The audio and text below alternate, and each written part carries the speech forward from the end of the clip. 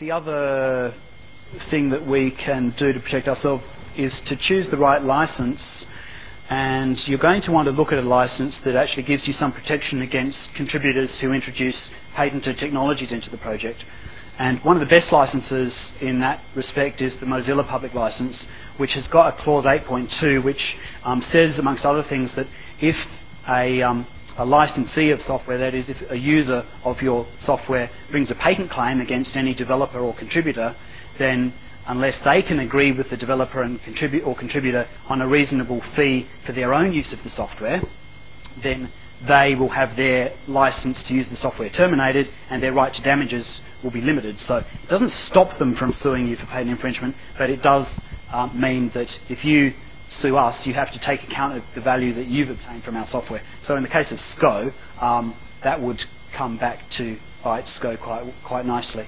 And the GPL has also got a bit of a provision there in clause 7 which says that if there's anything, including a patent, that would stop you from freely distributing the software, then you're not allowed to distribute it at all.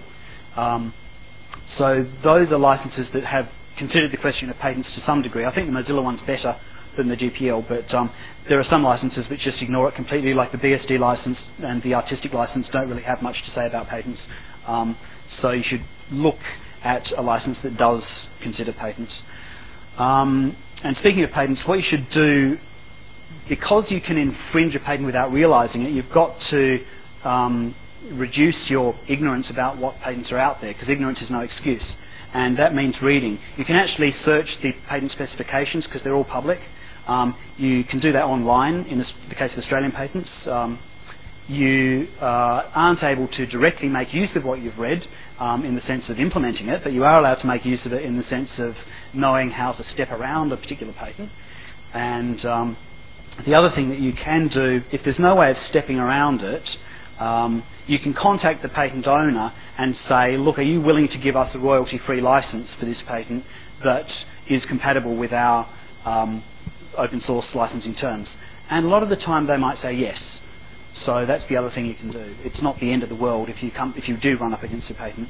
But yeah, check the literature, check competitive products. Like if you've got a proprietary product that is in the same field as what you're doing, have a read of it and see if it mentions any patents there, and that will give you a clue about where to look. And also just journal articles and wherever are a good place to look as well. Yes?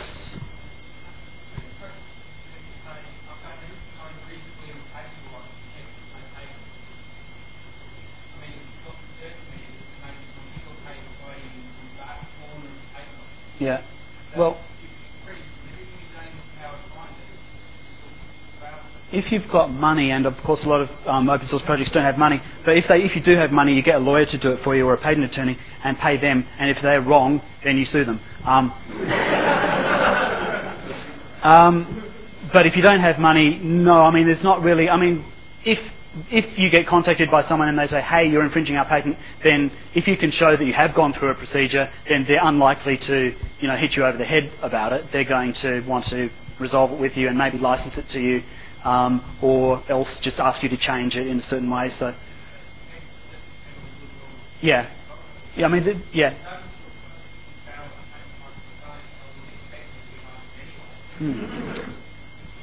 There's no magic solution to that, I'm afraid. Do we have another hand up? Yeah?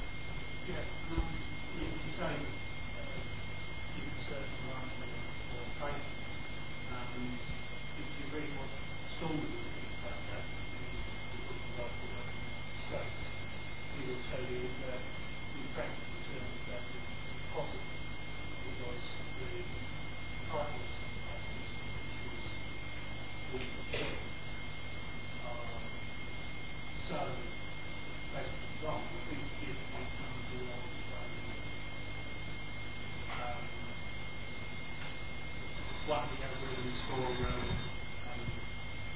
evaluating cells in the database in the correct order. Yep. I think the title of that is something like a method of compiling object code into executable code, something like that. Yeah. Is that also the case? To a lesser extent, our searching particularly online, is better than what you've got in the US, so it's not quite so bad. The other thing that's an advantage is that you do have to take out patent protection in every country of the world. So if you may be infringing a US patent, and as long as you only distribute it within Australia, that doesn't matter. You're allowed to just say, you know, this is only allowed to be used within Australia. If you are from America, please do not download this, and that will be okay if there's no Australian patent.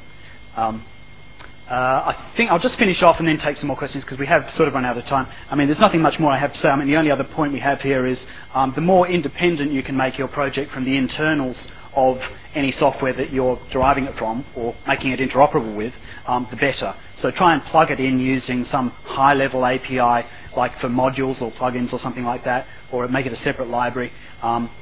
Don't link in the code at a lower level, and don't try and tinker with the internals too much, because that reduces the risk that you're going to be found of having created a derivative work.